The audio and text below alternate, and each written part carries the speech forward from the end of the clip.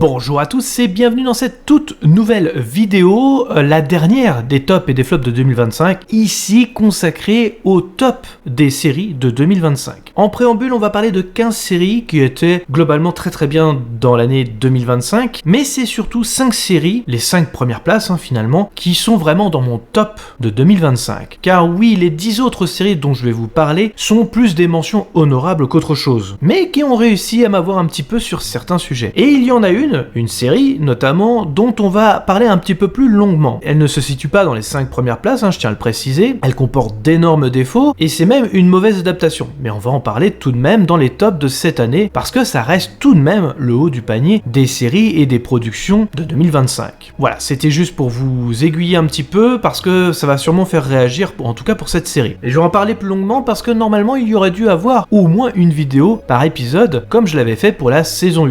Donc c'est pour ça que je voulais un petit peu en parler en introduction. Mais en tous les cas, on va parler des 10 dernières places qui sont tout de même des mentions honorables, comme si on faisait un top 15 tout de même, puisque ça reste pour moi les meilleures séries de 2025. Et c'est parti pour le numéro 15. Numéro 15.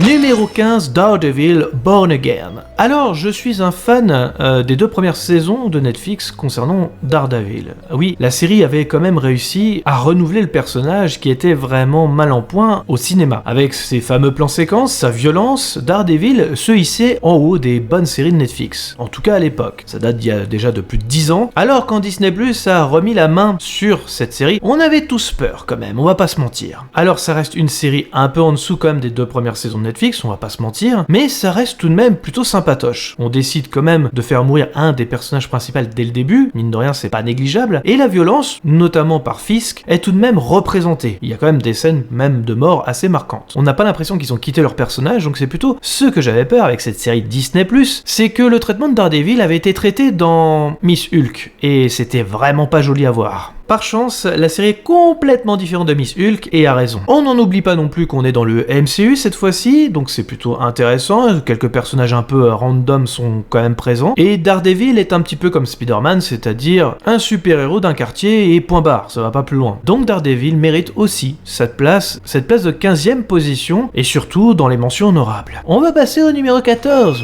Oui.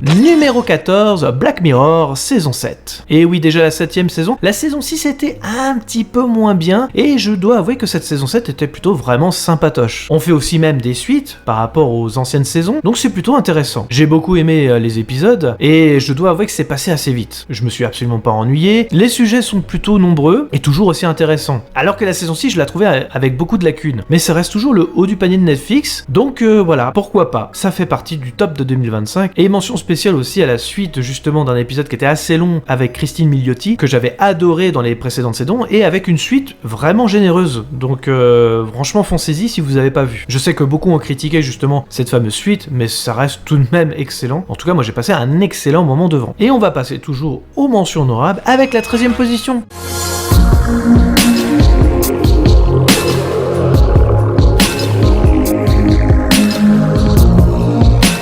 Joueur 456.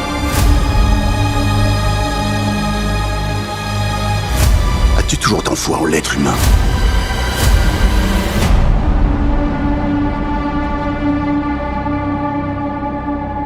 13e position, Squid Game saison 3. Alors là aussi je suis surpris parce que j'avais pas vraiment aimé la saison 2, et pourtant cette saison 3 était plutôt sympatoche à regarder. Alors je vais pas forcément développer plus que ça, Squid Game c'est pas forcément ma tasse de thé, j'avais bien aimé la première saison, la deuxième j'avais détesté, et cette troisième bah ouais, rattrape un peu le truc. Alors normalement c'est pour conclure l'histoire, mais ils nous foutent un peu une ouverture à la fin qui est un peu random, puisque la suite sera le remake américain de Squid Game. L'apparition de Cate Blanchett en dit beaucoup, mais bon voilà, ça conclut tout de même l'histoire du personnage principal, et j'avoue que la tension était quand même palpable jusqu'au bout. Non, franchement c'était une série vraiment qui m'a tenu en haleine, alors que j'avais pas du tout aimé la saison 2, là ça s'est un peu rattrapé, parce que je voulais quand même terminer l'histoire, c'est plutôt bien mis en scène, les personnages sont vraiment attachants, on est arrivé à aller jusqu'au bout, et oui certes la saison 2 et 3 n'est pas nécessaire à la saison 1, qui se suffit elle-même, mais la saison 3 rattrape un peu les choses par rapport à la saison 2, donc voilà, je l'ai mis quand même dans mes tops, ou en tout cas dans les mentions honorables, en 13e position. Et c'est parti pour le numéro 12. Numéro 12.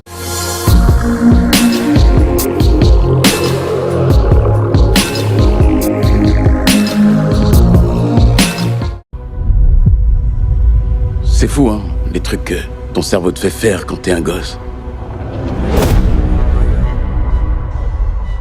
Numéro 12, Adolescent. Adolescent qui a multiplié les prix, effectivement, cette année, avec ses 4 épisodes en plan séquence, produits par Netflix, avec un réalisateur, et joué par le père de l'adolescent, justement, qui ne manque pas d'imagination. Alors, évidemment, ça parle d'un sujet assez grave, tout ce qui touche aux incels, qui, prospèrent de plus en plus sur les réseaux sociaux, mine de rien, et qui a ouvert un débat même carrément en Angleterre. On évoque aussi les problématiques de l'école, où on a aussi des profs qui sont complètement à la masse, voire même désabusés du système, voire laissés de côté, sans compter les adolescents complètement perdus au milieu de tout ça. La société a évolué, c'est important de le dire, et les professeurs n'ont pas forcément les armes pour les affronter, ni pour éduquer ces jeunes adolescents. Alors c'est ultra intéressant, mais aussi ça nous démontre pas mal de choses. Alors là je parlais des profs, je parlais aussi évidemment des incels, mais aussi des parents qui sont au centre du récit et comment gérer tout ça. La plupart des questions qui vont se poser, c'est qu'est-ce qu'on a loupé dans l'éducation de notre adolescent? Et les réponses sont pas forcément là où on les attend, parce que évidemment c'est pas forcément la faute des parents, contrairement à ce qu'on puisse penser. Donc je vous invite à regarder cette série qui est déjà d'une part ultra intéressante, qui nous montre, je pense, par la mise en scène, par aussi ses plans séquences qui, en temps réel, nous apportent quand même pas mal de choses en termes de narration, et bien un sujet profond et aussi des questions qu'on peut se poser en tant que parent, tout comme aussi des questions qu'on peut se poser en tant qu'adolescent. Et on va passer à la 11e place des mentions honorables.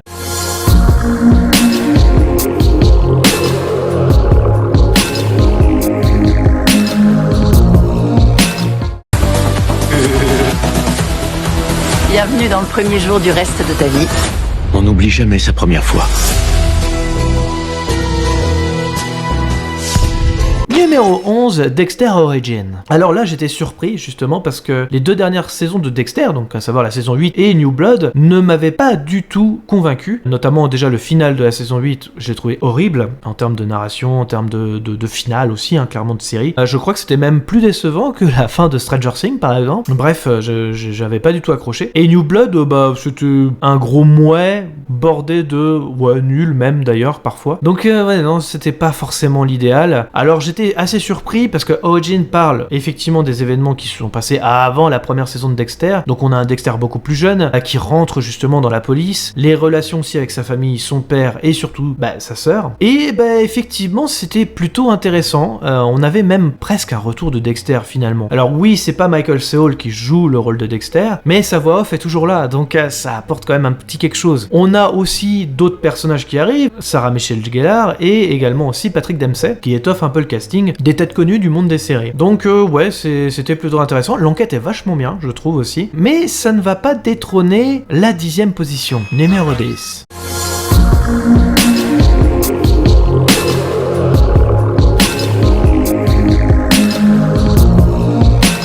I'm tired of being careful.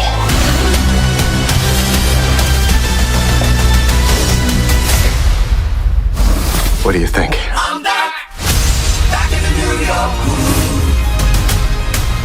Numéro 10, Dexter Résurrection. Ça va aussi avec Dexter Origins quelque part, puisqu'en plus de ça vous aurez des briefs de Dexter Origins dedans, mais c'est surtout le renouveau de Dexter qui est intéressant, bordé d'un sacré casting. Uma Thurman, Peter Dinklage, Neil Patrick Harris, pour ne citer que. D'autres personnes sont connues aussi, que vous avez déjà vu, notamment un des personnages de Modern Family qui fait froid dans le dos. Bref, Dexter arrive à New York, et là ça change complètement la donne, au point de renouveler carrément le personnage. Il est en plus poursuivi par Batista, un des personnages connus de Dexter. Dexter. Il y a quelques enquêtes tout de même dans la série, notamment celle à travers le fils de Dexter, mais aussi celle de Batista, et forcément la traque de Dexter par rapport au club des tueurs en série. Et franchement, j'ai passé un super moment, il n'y a pas un épisode de trop, j'étais agréablement surpris par Dexter, donc il y avait 2 bonnes séries Dexter cette année, donc je vous conseille de les voir si vous ne les avez pas vues. Et je suis impatient, évidemment, de voir justement Dexter Résurrection saison 2. Origin a été annulé, alors je comprends parce que c'est le même scénariste, il veut se concentrer sur une seule et même série pour que ce soit bien, et Dexter Origins, quelque part, qu'elle soit annulée, me choque pas trop, parce que clairement c'est une série qui se suffit elle-même. Donc je vous invite vraiment à revoir Dexter si vous ne les avez pas vus. Ça corrige pas vraiment, c'est une vraie bonne suite en termes d'écriture, de narration, et surtout,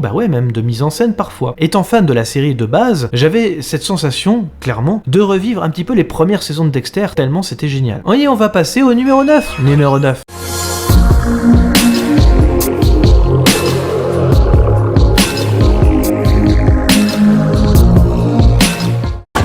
Someone might die. That's called being an emergency medicine doctor.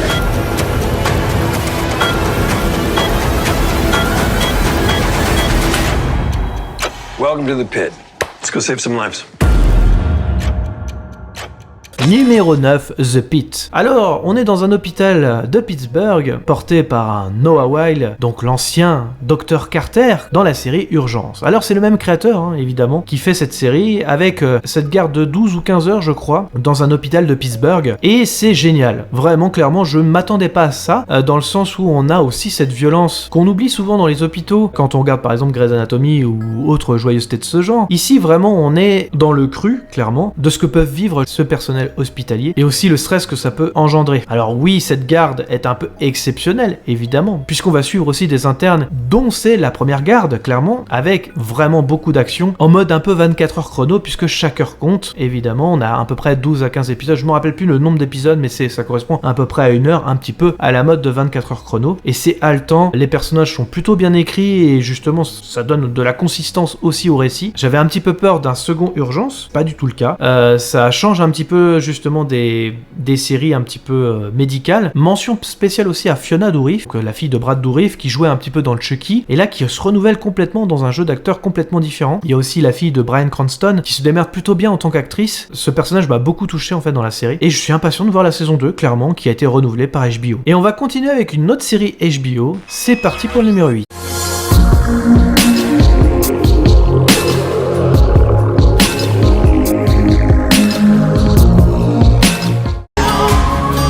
God, in return to silence.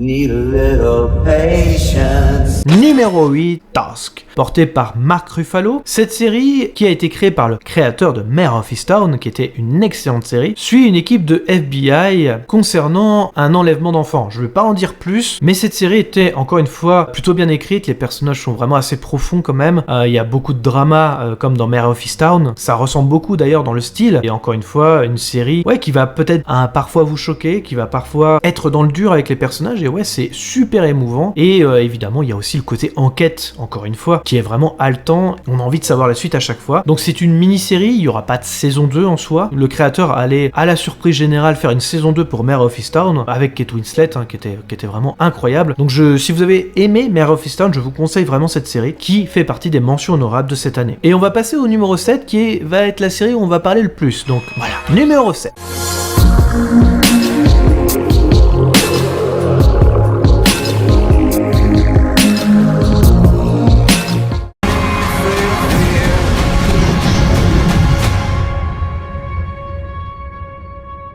Je me l'avais juré.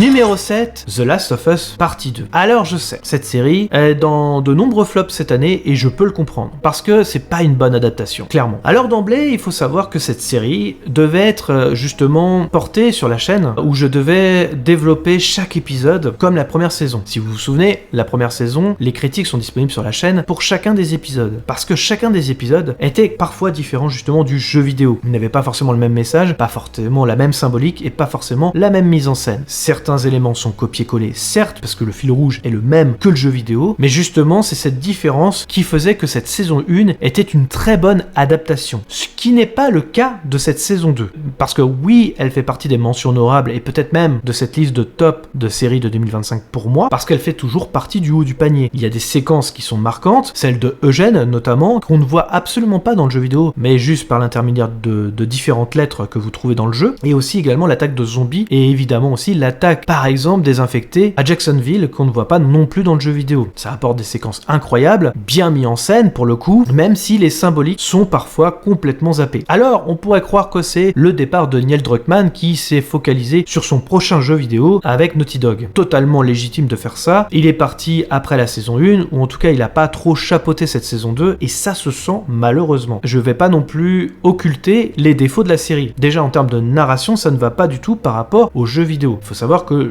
la partie 2 du jeu vidéo est clairement un de mes jeux vidéo préférés. En termes d'histoire, c'est incroyable. La façon dont c'est amené, c'est plutôt très bien. Craig Mazin, qui est le créateur de cette série, c'est lui qui a chapeauté pratiquement tout le projet, avait dit que s'il y avait des différences avec le jeu vidéo, c'était pour apporter du plus. Et c'est là que je vais pas être d'accord du tout avec le créateur Craig Mazin, que je respecte énormément, surtout pour sa série Tchernobyl et son travail sur la saison 1 de The Last of Us. HBO n'a pas minimisé les moyens pour cette saison, puisqu'on voit beaucoup plus les infectés par exemple, mais encore une fois, les défauts ne viennent pas de là. On va parler de Abby, un des personnages que j'adore le plus dans le jeu vidéo. Si vous ne l'avez pas aimé dans cette saison, je peux parfaitement comprendre. Déjà, pour les enjeux, en termes de narration, ils sont dit dès le départ. Et ça, c'est un gros problème. Vous allez voir, vous allez avoir l'impression que je défonce la série, même si j'ai quand même aimé l'ensemble. Mais globalement, quand vous regardez la narration, tous les enjeux sont décrits dès le départ, notamment avec le personnage d'Abby. Abby dit dès le départ pourquoi elle veut tuer Joël. Ça va spoiler la balle, je pars du principe que vous avez vu la série. Si jamais vous voulez sauter le chapitre, rendez-vous à la prochaine série. Elle dit dès le départ qu'elle veut tuer Joël. Mais la problématique, c'est que justement dans le jeu vidéo, quand on suit pour la première fois Abby, on ne sait pas ce qui se passe pour elle. On pense que c'est un personnage lambda, qu'on joue pourtant, qui se dit bien en tant que joueur qu'elle va devenir importante par la suite, et au moment où justement arrive cette tragédie, on ne sait pas pourquoi elle a fait ça. On le sait que par la suite, justement. Et c'est ça le problème, c'est que Craig Mazin a jugé bon de déplacer certains éléments, n'a pas eu cette structure linéaire de copier-coller le jeu vidéo, en disant, justement, ça va créer une différence avec ce jeu vidéo, et puis adapter c'est trahir, comme je dis souvent. Sauf que, ça va pas du tout. On va avoir un certain ennui. Maintenant qu'on sait, justement, le cliffhanger, ça va être plutôt ennuyant pour la suite, notamment pour cette future saison 3 avec Abby, où c'est là qu'on découvrait justement pourquoi elle avait fait ça. Il y avait une partie enquête dans le jeu vidéo, et ce cliffhanger était vraiment horrible. On s'apercevait justement que Abby et Ellie étaient identiques. Et là, ici, je suis désolé, ça fonctionne pas. En termes de narration, ça fonctionne pas. Il y a autre chose aussi également, c'est le fameux épisode Souvenir avec Joël et Ellie. Dans le jeu vidéo, ce qui était intéressant, c'est que justement ces briefs d'images apparaissaient dans plusieurs moments du jeu vidéo, et notamment le final du jeu vidéo. Oui, parce que dans cette saison 2, vous avez carrément le final du jeu vidéo dedans, qui devait créer cette émotion justement avec Joël. Là, ça fonctionne plus ou moins quand même. Alors, l'émotion est là, évidemment, comme le jeu vidéo, mais le fait que ça apparaisse maintenant, ça n'a pas de sens. Justement, cette scène-là arrive dans le jeu vidéo à point nommé, je vous spoil un petit peu le jeu vidéo, mais ça arrive au moment où Ellie en a le plus besoin, sur justement de retrouver cette humanité que Joël avait retrouvée lui aussi également avec Ellie. Et là, ça arrive à un moment lambda, ça n'a pas de sens, évidemment. Donc je comprends que ça arrive dans les flops, cette série. Parfaitement, rien que pour ça, ça arrive dans les flops, évidemment. Il y a également aussi vachement d'éléments étonnants de la part de Craig Mazin, avec le rapprochement de Dina et Ellie. Alors, c'est aussi dans le jeu, évidemment. Dans la série, on a l'impression que c'est une balade entre deux copines qui voyagent un petit peu, alors que dans le jeu vidéo, cette balade, elle est très pesante. Et pourtant, Dina et Ellie se rapprochent tout de même. Il y a beaucoup d'humour qui ne devrait pas être là, en fait. Donc, Ellie est un peu insupportable dans cette saison 2. Je suis désolé de le dire, son personnage, j'ai moins d'attachement par rapport au jeu vidéo. Alors oui, évidemment, je préfère le jeu vidéo à la série, contrairement à la saison 1 où c'était le contraire pour moi, par exemple. Il y a des moments aussi où on a moins peur également pour les personnages, même s'il y a plus d'infectés. Et encore que les infectés sont vraiment mis au second plan. Un peu comme le jeu vidéo, vous allez me dire. Ça, c'est vrai. Pour le coup, c'est pas si dérangeant que ça. Mais moi, j'ai cru, honnêtement, en toute bienveillance, que certains éléments allaient changer par rapport au jeu vidéo tout au long de la série. Parce que si on mettait ces changements-là, j'ai attendu la fin pour savoir si ça apportait vraiment quelque chose. Spoiler alert, pas du tout. Ça a créé même des choses qui sont beaucoup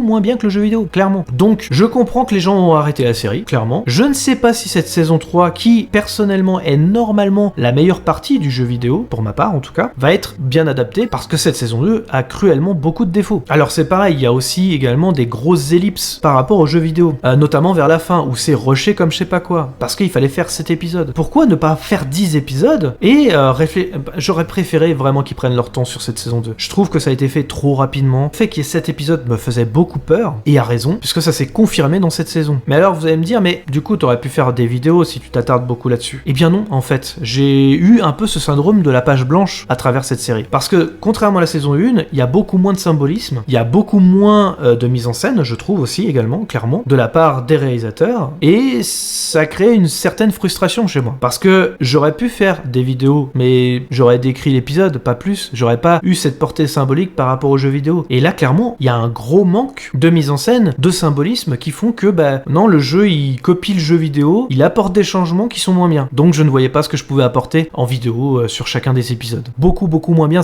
Normalement, ça aurait été une série qui devait être top 1, clairement, de l'année 2025. Ça n'a pas été le cas. Je l'ai revu, j'ai revu une deuxième fois. Il y a des imageries folles par rapport aux jeux vidéo qui collent parfaitement. C'est quand même assez fidèle sur certains points tout de même. Et j'adore Pedro Pascal dans le rôle. Donc clairement, ça reste du haut niveau. Je préfère regarder 100 fois The Last of Us saison 2 par rapport à certaines séries. Donc c'est pareil, je me suis posé la question de la mettre dans ses mentions honorables, parce qu'elle ne fait pas partie du top. Clairement, elle est quand même dans les mentions honorables, dans le top 15 peut-être, mais pas dans le top 5 où elle aurait dû avoir sa place. Je sais qu'elle est remplie de défauts. Peut-être que je suis pas aussi objectif parce que j'adore le jeu vidéo. Peut-être, c'est possible. Dites-le moi en commentaire ce que vous avez aimé ou pas dans cette saison 2, mais je considère pas que c'est un flop. Je considère que c'est une adaptation qui a beaucoup de défauts, qui aurait dû s'éloigner du jeu vidéo, clairement. Si elle empruntait cette voie-là, elle aurait dû s'éloigner du jeu vidéo et apporter une nouvelle histoire. Et apporter de meilleures choses que l'histoire qu'on a dans le jeu vidéo pour justement être différente. C'était l'occasion. Regardez, dans la saison 1, on a eu un épisode 3 qui était complètement différent du jeu vidéo. Fallait prendre des risques. C'était à ce moment-là. Si vous changez des choses,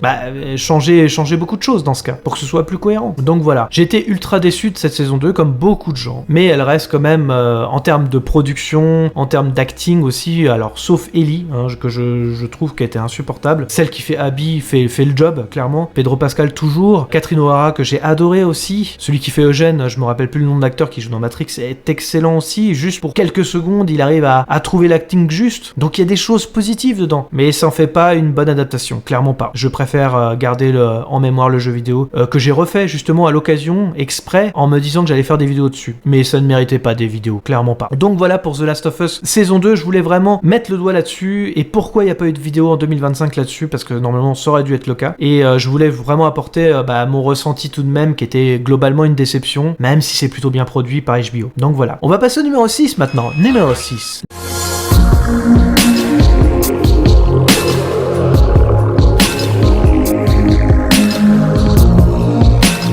Quoi?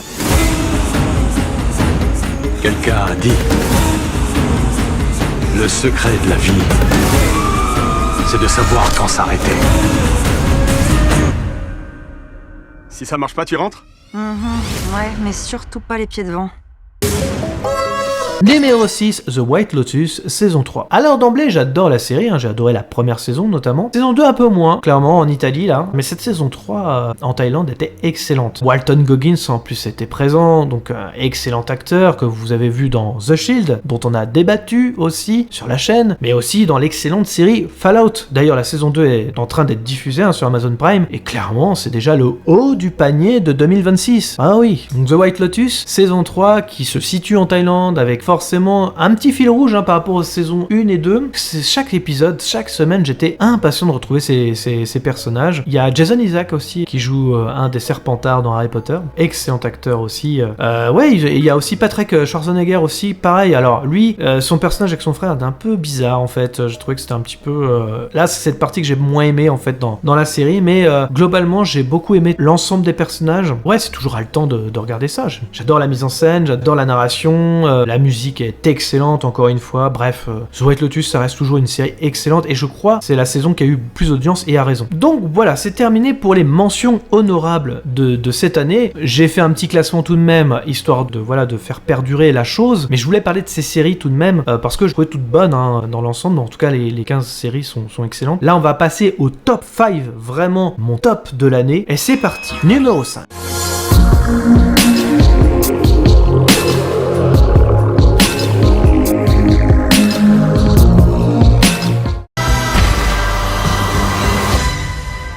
demandais, vous m'apporteriez une grenade?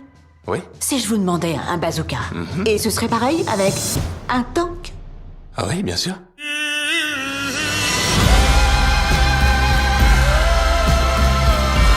Numéro 5, Pluribus. Oui, le créateur de Breaking Bad revient avec un concept fort qui aurait pu s'épuiser, mais que j'ai adoré tout au long de la série. Alors, il y a un petit ventre mou tout de même au milieu, ça, je ne peux pas le nier. Oui, c'est une série lente, oui, un petit peu comme Better Call Saul, ou même Breaking Bad, qui souffrait parfois d'épisodes un petit peu, oui, faut le dire, de remplissage, mais c'est toujours excellemment bien écrit. Les silences, parce que oui, c'est une série qui va être longuette pour certains, et je le comprends. Encore une fois, si vous n'avez pas aimé Pluribus, je peux le comprendre. Mais moi, j'ai adoré cette expérience de 9 épisodes. J'ai adoré le personnage de Carol, que j'ai trouvé antipathique et excellent à souhait. Très drôle aussi. Il y a à peu près 12 personnages qu'on va retrouver au fur et à mesure de la série qui sont atteints comme Carol, enfin qui ne sont pas atteints justement par la fameuse transformation. Je vous donne pas trop le speech parce que si jamais vous l'avez pas vu, franchement découvrez-le, au moins pour les 2 premiers épisodes. Si vous n'accrochez pas, je peux le comprendre, mais c'est le style que j'aime beaucoup. Même dans Breaking Bad, il y a ça, et encore une fois, il y a beaucoup de mise en scène. On a des plans qui sont plutôt bien léchés. On sent que, pareil, ils ont eu les moyens de la faire, et je suis impatient de voir la saison 2, qui va pas arriver tout de suite d'ailleurs. Le créateur de Breaking Bad va prendre son temps pour l'écriture, et bah écoute, vas-y mon coco, je t'en prie, si ça fait comme Breaking Bad ou Better Call Saul, je fonce, je suis vraiment fan de ce qu'il a fait depuis X-Files, parce qu'il a travaillé sur X-Files aussi. Bref, Pluribus, c'est un grand oui. Il y a beaucoup de gens qui aiment pas Breaking Bad aussi, hein, ou Better Call Saul également, que je peux comprendre aussi, parce que c'est un rythme assez lent. Ça veut pas dire que je m'ennuie, moi, personnellement. Moi, je me suis jamais ennuyé devant Pluribus. Des plans qui vont me marquer, et bien sûr le personnage qui va me marquer de Carol, qui déjà je pense même dans beaucoup de mèmes. Donc voilà,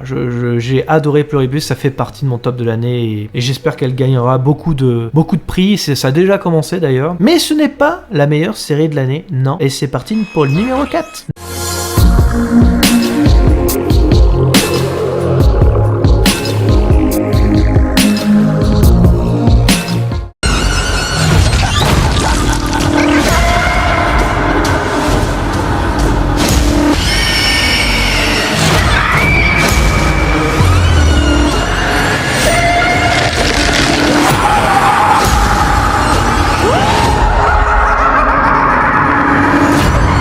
Numéro 4, une série dont je n'attendais pas grand chose, qui s'appelle Welcome to Derry. Donc la série adaptée de ça, évidemment, une adaptation de Stephen King qui arrive dans les tops, comme je l'avais déjà annoncé. C'était pas gagné pour cette série parce que j'avais pas trop aimé les 2 premiers épisodes, que je trouvais au niveau des effets spéciaux horribles. Les effets spéciaux horribles continuent après, hein, évidemment, mais on fait un petit peu le deuil par la suite parce que au profil de l'histoire qui était vraiment excellente, on arrive aussi à adapter des éléments aussi de d'autres œuvres de Stephen King comme Les Évadés ou même Shining, mais le clown est excellent, les acteurs sont tous fous, c'est génial. Franchement, j'ai adoré l'histoire de ça, je l'ai même parfois préféré à la partie 2 de ça, vous savez, le film qui m'avait vraiment beaucoup déçu en 2019, que j'ai revu à l'occasion après la série de Welcome to Derry. Je me suis enchaîné le film, les 2 parties, et la partie 2 semblait plus digeste, mais comme il y a beaucoup de répétitions par rapport à la partie 1, c'est ça qui m'avait un peu sorti du film. Et Welcome to Derry, au début quand j'ai vu la bande-annonce, j'ai cru qu'ils allaient faire la même chose que les films. Et non, ils arrivent à s'en détacher tout de même et à créer d'autres éléments de peur, d'autres mises en scène de peur, et j'ai trouvé ça excellent. Par exemple, il y a quand même 8 épisodes, c'est dès le 5e épisode qu'on va dans les égouts, hein, pour chasser le clown, hein. Donc il y a toujours quelque chose, chaque épisode est excellent, et j'avoue que les 2 derniers sont tout bonnement dans mes top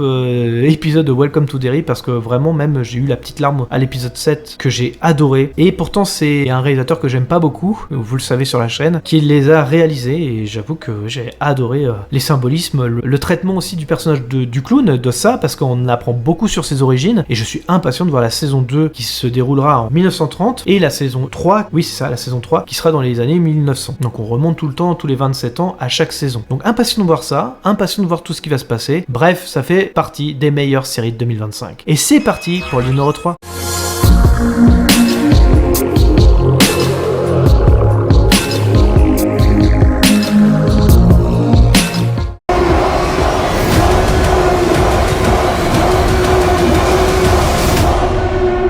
Bienvenue dans la rébellion.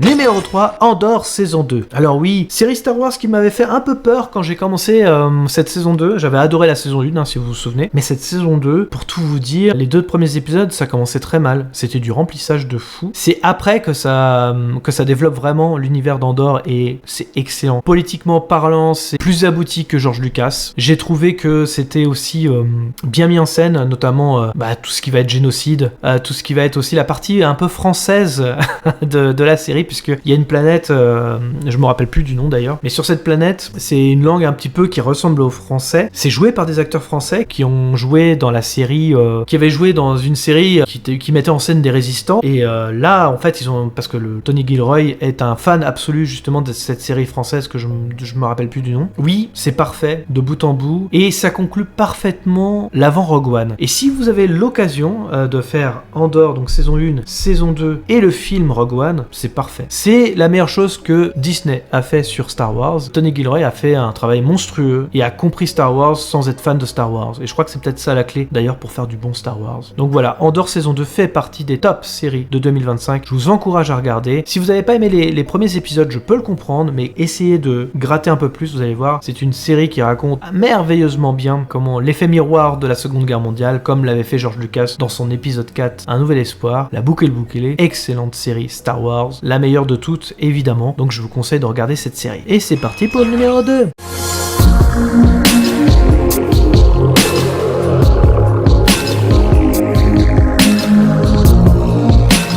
Et du coup, tout va changer dans ma vie. Bref, tout redémarre.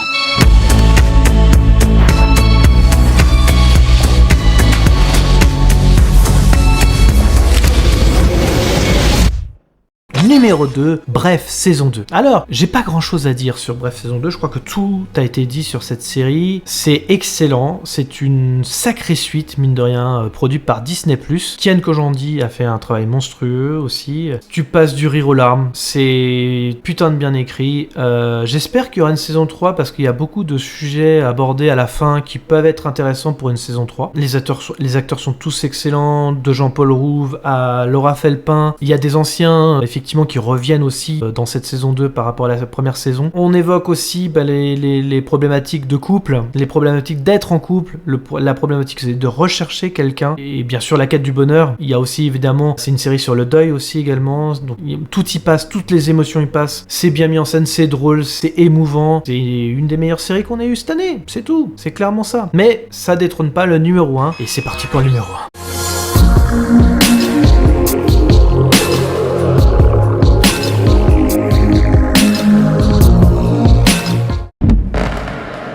Tu n'as qu'à détourner le regard.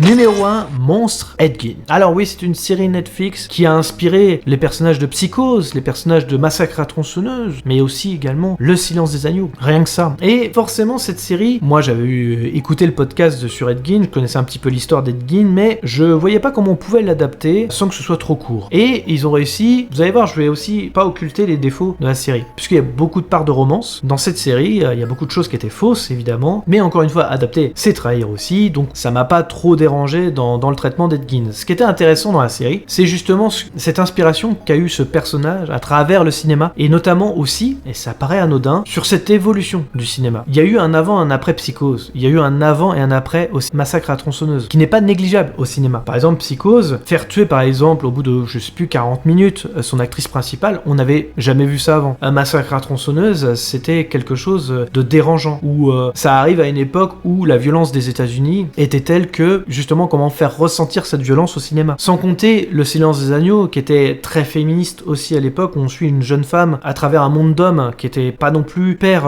représenté aussi au cinéma. Il y a eu bien Thelma et Louise, évidemment, mais il y avait très peu de films là-dessus. Et Le Silence des Agneaux parlait de tout ça, mine de rien. Et comment, justement, ce personnage a fait évoluer étonnamment le cinéma, malgré qu'il faut pas en faire une figure non plus, une légende, surtout que c'était faut le dire, un tueur en série, même s'il y a que 2 meurtres qui ont pu être vraiment jugés quelque part sur sur ce personnage. Les acteurs sont tous excellents, on s'ennuie absolument pas. C'est assez gore et assez dérangeant, donc je tiens à le préciser quand même. C'est une bonne série d'horreur que j'ai adoré suivre. C'est un personnage assez fascinant, mais qui est horrible, hein, je tiens à le préciser. N'en faites pas une figure non plus. C'est ce que la série d'ailleurs essaye de dire, hein, justement. Ça a été fascinant pour certaines personnes, un peu trop d'ailleurs, et c'est devenu une icône qu'il fallait peut-être pas qu'elle devienne non plus, même si ça fait avancer le cinéma. Ed Gein, c'était quelque chose, même si je sais que 60% du truc est faux. Cet angle d'attaque, j'ai trouvé ça excellent. Je suis impatient de voir la saison 4 avec cette femme qui avait été accusée d'avoir tué ses parents à la hache, donc je veux voir ça, évidemment.